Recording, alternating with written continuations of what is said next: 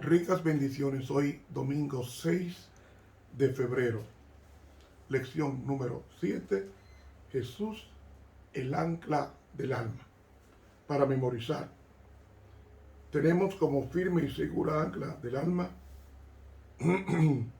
una esperanza que penetra hasta detrás de la cortina del santuario, hasta donde Jesús, el precursor, entró por nosotros, llegando a ser sumo sacerdote para siempre, según el orden de Melquisedec. Hebreos 6, 19 y 20. Amoroso y querido Padre que estás en los cielos, la gloria y la honra sean dadas a ti, Padre bueno, justo y bendito. Rogámoste en este estudio que tu presencia permee toda página escritural, de tal manera que podamos recibir tu vida, recibir tu poder, recibir tu gracia redentora. Amén. Para hoy, domingo, gustar de la buena palabra. El apóstol Pablo, cuando escribe el capítulo 6 de la epístola a los Hebreos, está pensando en la vida del pueblo de Dios en el desierto. ¿Cómo así? Vamos a leer a Hebreos capítulo 6, los versículos 4 al 6, y veremos por qué decimos esto. Hebreos, el capítulo 6 y el versículo 4, versículo 5 y versículo 6. Porque es imposible que los que una vez fueron iluminados y gustaron el don celestial y fueron hechos partícipes del Espíritu Santo, y asimismo gustaron la buena palabra de Dios y las virtudes del siglo venidero, y recayeron, sean otra vez renovados para arrepentimiento, crucificando de nuevo para sí mismos al Hijo de Dios y exponiéndole a vituperio. El apóstol Pablo está hablando de una generación que fue sacada de Egipto con múltiples milagros. ¿Cuántos milagros hizo Dios para sacar a su pueblo de Egipto? 10 milagros. Luego, en el desierto les abrió el mar rojo para que lo cruzaran en lo seco, cruzándolo de madrugada. Es decir, el primero que cruza el desierto no es el pueblo de Dios, es Dios mismo quien pasa, y su presencia seca el lecho del mar, como también el fondo del mar, donde el pueblo de 2 millones de personas iba a cruzar, con los miles de animales que llevaban y pertenencias. Es decir, fue un cruce de toda una noche para que el pueblo de Dios viera que contaba con su presencia, y su divina presencia abrió el mar rojo. El primero que cruza el mar rojo es Dios por su pueblo. Y entonces, porque Jehová va delante y también va de retaguardia para protegerlo de la hueste perseguidora del pueblo de Dios, o persecutora. Y va delante, abriendo el camino para que ese pueblo cruce. Pero todas estas maravillas, según el libro de Nehemías, el capítulo 9, nos dice el versículo 12,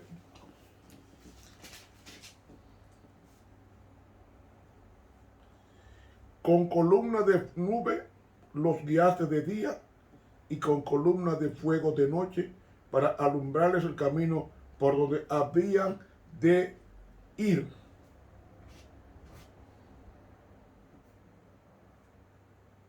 Una columna de nube para protegerlo del sol. ¿Sabe cuánto es el sol?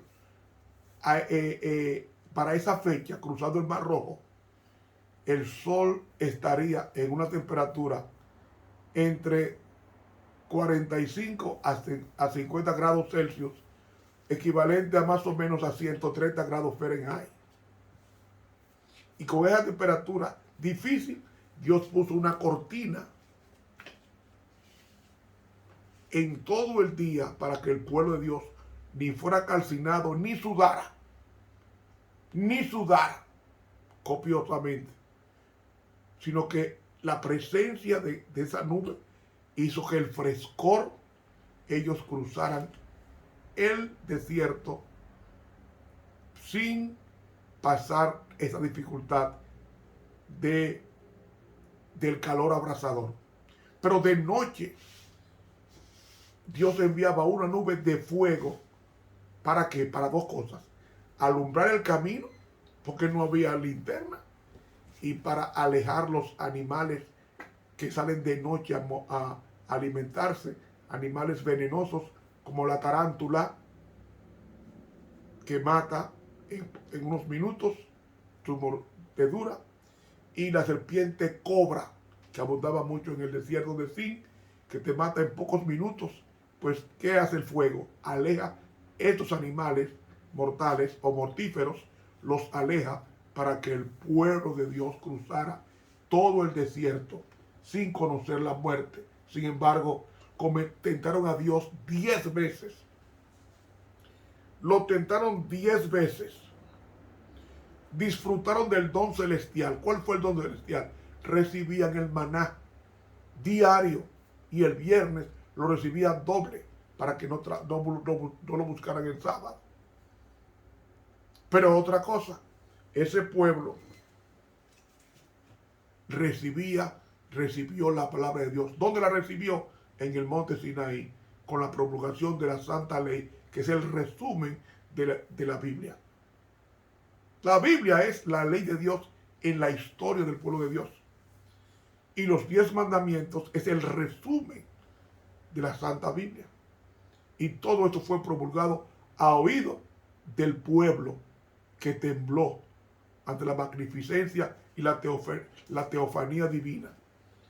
Pero este pueblo, no solamente esto, sino que también con todas estas evidencias de la presencia de Dios, el pueblo, cuando se presentó el asunto de los espías en Números 14, ese pueblo no tenía que mandar 12 espías, porque ya Dios les había dicho que la tierra era buena, que fluía leche y miel. No tenía que mandar espías. Eso fue un acto de falta de fe. Mandar 12 espías, como ya Dios le había dicho cómo era la tierra. Pero Dios condesciende con nosotros y nos complace. Nos complace para al final tener que darle la razón, porque Dios no se equivoca. Y cuando ellos mandaron a los 12 espías, se cometió el pecado de incredulidad, de tal manera que cuando Josué y Caleb, de los 12, vino y dio el informe de fe, ¿sabe qué hicieron ellos? Ellos dijeron que hagámonos un capitán y volvámonos a Egipto. Está diciendo con esto que Dios los había engañado. Dios los había engañado y ya no querían que Él fuera quien los guiara en el desierto. Y ahí cometieron el pecado imperdonable, porque intentaron matar a Josué, a Caleb, a Moisés, a Aarón y a sus hijos. Y mis hermanos, ese pecado imperdonable, ¿cuál es el pecado imperdonable? El pecado imperdonable es aquel que tú te niegas,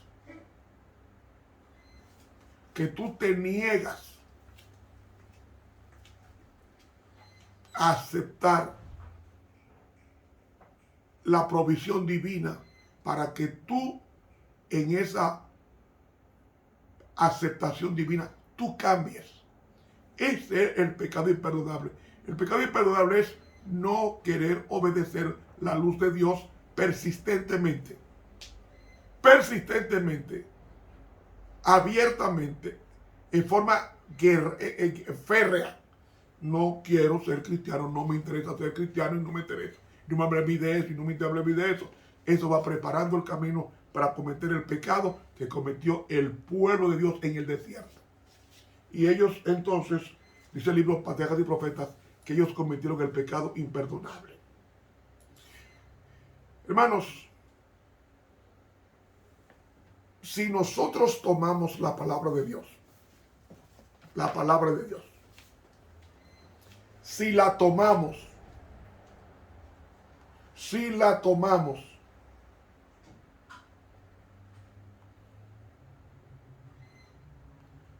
no habrá fracaso. Porque en una semilla hay vida y esa semilla tiene en sí un poder germinador. Y tú siembras esa semilla y dentro de ella está la vida. Y ella comienza a germinar y a crecer. Pues en la Biblia hay vida. Por eso es que el diablo no quiere que tú la leas, ni yo tampoco. Quiere que él la lea. ¿Por qué? Porque Jesucristo dijo en Juan 6:63, las palabras que yo os he hablado son espíritu y son vida. Jesús no dijo que la Biblia tiene vida, sino que es vida. Cuando nosotros leemos la Biblia, estamos prolongando nuestros días. Fíjese que el cristiano, sus canas salen más tarde que el hombre común. Las arrugas salen más tarde que la persona común. Dura más tiempo de vida que el hombre común. ¿Por qué? Porque tan pronto usted lee con oración este libro, usted comienza a recibir vida. Y cuando digo vida, es vida. Y cuando digo vida, no es a la respiración, me refiero a la vida eterna. Y usted preguntará, ¿y cómo va a ser vida eterna si yo voy a morir? Claro, tú vas a morir, pero eso no es la muerte eterna, ni tampoco la vida eterna. La vida eterna es cuando tú aceptas a Cristo. Dice el mismo Jesucristo en el Evangelio según San Juan, en el capítulo 6, nos dice, versículo 48, yo soy el pan de vida. Versículo 51, yo soy el pan vivo que descendió del cielo. Si alguno comiere de este pan, vivirá para siempre.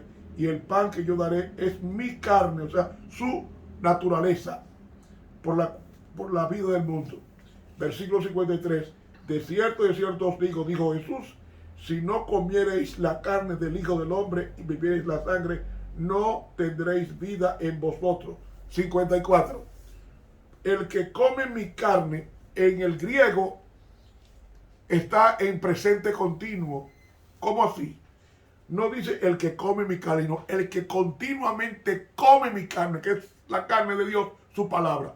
El que come mi carne continuamente y bebe continuamente mi sangre, tiene vida eterna. No dice tendrá, tiene.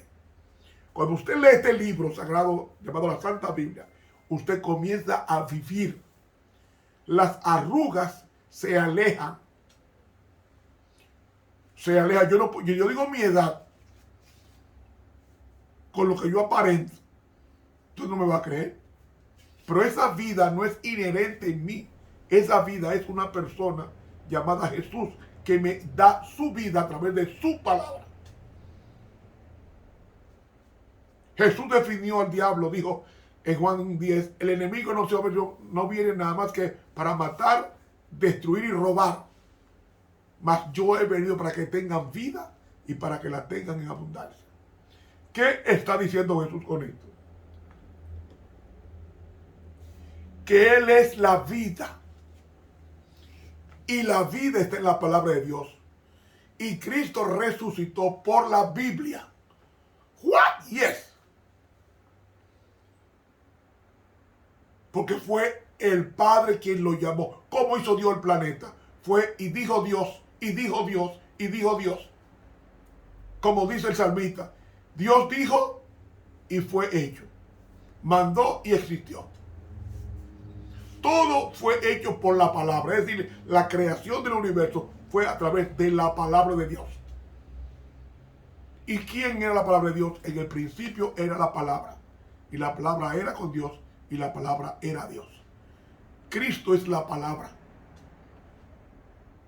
Cristo es la palabra. Cuando estudiamos la Biblia, estamos recibiendo vida. Los órganos del cuerpo comienzan a trabajar de una forma poderosa cuando se estudia la Biblia. Las neuronas hacen un trabajo tan espectacular que el estudio de la Biblia no evita, pero sí aleja las enfermedades nerviosas, las enfermedades psicosomáticas, las enfermedades emocionales, las enfermedades mentales y también aleja el Alzheimer. Por eso que el diablo no quiere que usted y yo estudiemos la Biblia. Entonces el pueblo de Dios en el desierto se resistió a la palabra de Dios y cometieron el pecado imperdonable. ¿Cuál fue el pecado imperdonable? De no querer ser perdonado, porque para querer ser perdonado usted necesita reconocer que cayó, que fracasó, que pecó. Y señores, la gente no puede jugar con su tiempo de gracia. La gente no debe jugar con su tiempo de gracia. Nosotros hemos venido a este mundo con un propósito. Con el propósito de vivir con Dios eternamente en el cielo y en la tierra nueva. El mundo es tan perfecto que 70 u 80 años de vida no es suficiente de tan bueno que es el mundo. Se necesita la eternidad para disfrutar lo que es el mundo hecho por la mano de Dios. Pero amigo, cuando nosotros gustamos de la buena palabra, como el pueblo de Israel en el desierto, que recibió los 10 mandamientos y luego los pisoteó, murmuró, adoró ídolos y una retahíla de pecados que fueron 10, dice la Biblia, que cometieron 10 rebeliones, 10 pecados cometió el pueblo de Israel en el desierto.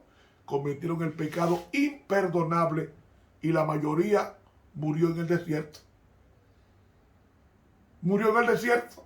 No entró a la tierra prometida porque la tierra prometida es para los arrepentidos. Entonces, traduciendo ahora este texto. Si una vez tú fuiste a la iglesia y te entregaste al Señor y te bautizaste y recibiste las bendiciones de la presencia de Dios en tu vida, y luego viene el COVID-19 y eso te recluye en tu casa y no quieres ir para ningún lado, ni a la iglesia, ni a ningún sitio, ni leer la Biblia, solamente viendo películas y televisión, llega el momento que ese Espíritu Santo que Dios te dio para orar, para estudiar la Biblia, para predicar el Evangelio, tú no haces nada de eso. ¿Qué estás preparando? Estás preparando el camino para cometer el pecado imperdonable. Porque el pecado imperdonable comienza a posponer la persona su preparación. Ahora no, mañana. Y un día lo sorprende la muerte. Y baja a la tumba sin preparación y sin Dios. Y en la resurrección de los muertos, ¿estará usted preparado para participar de esa resurrección para vida eterna o para muerte y condenación eterna? Eso es la solemnidad de la vida. Y como esta vida es prestada, saboreemos el estudio de la palabra de Dios. El día que yo no estudio la Biblia, me muero. Porque tengo más de 50 años estudiándola, punto por punto, y cada día encuentro cosas hermosas en ella. Para yo ver una película en el televisor, tiene que ser una película muy educativa y que no me tome mucho tiempo. ¿Por qué? Porque me estoy preparando para vivir o con Dios o para ser destruido con el diablo. Así de sencillo. Y este libro, la Sagrada Escritura, ese libro, en él hay vida.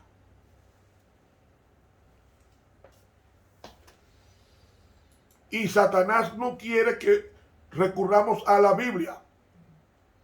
Por eso la sierva de Dios dice en Palabras de Vida del Gran Maestro, página 20, dice ella textualmente: la palabra de Dios es la semilla, y cada semilla tiene en sí un poder germinador. En ella está encerrada la vida de la planta. Así hay vida en la palabra de Dios. El que oye mi palabra y cree al que me ha enviado tiene vida eterna. Juan 5:24, dijo Jesús. En cada mandamiento y en cada promesa de la palabra de Dios se halla el poder. ¿Usted oyó? En cada mandamiento y en cada promesa de la palabra de Dios se halla el poder, la vida misma de Dios, por medio de las cuales pueden cumplirse el mandamiento y la promesa. ¿Usted está oyendo?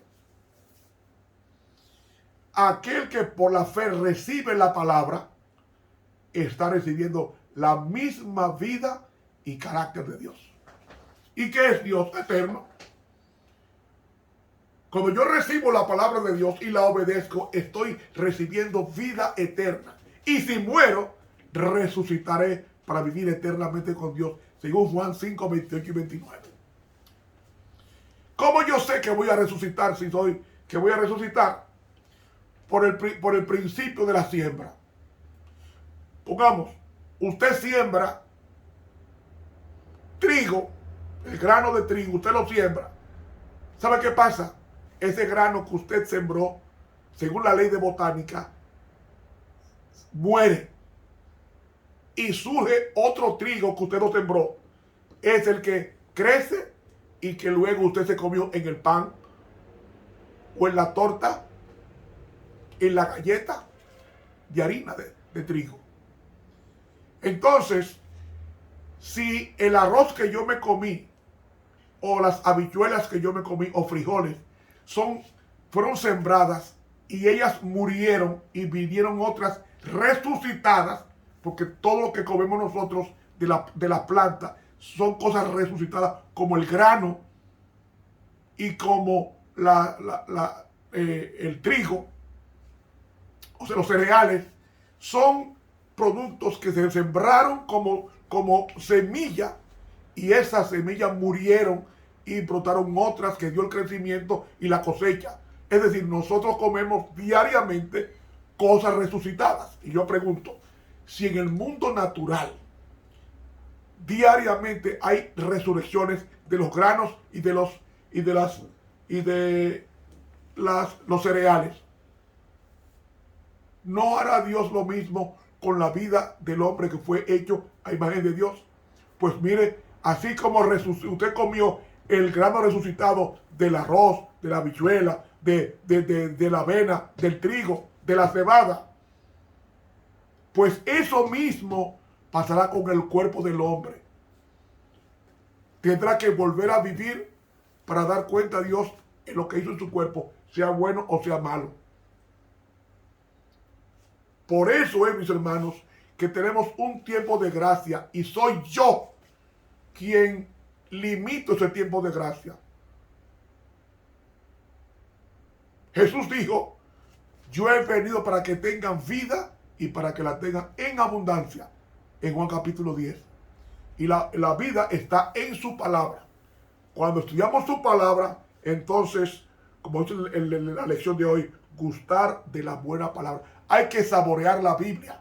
No es leerla, no es estudiarla con oración y hacerla nuestra, vivir de toda palabra que salga de su boca. Así evitaremos cometer el pecado imperdonable que consiste en no querer buscar de Dios. El tiempo acabó. Continuamos mañana.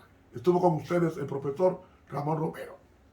Suscríbase a este canal y dele clic a la campanita de YouTube. Hará posible con esto que otros tantos conozcan el Evangelio. Que Dios los bendiga.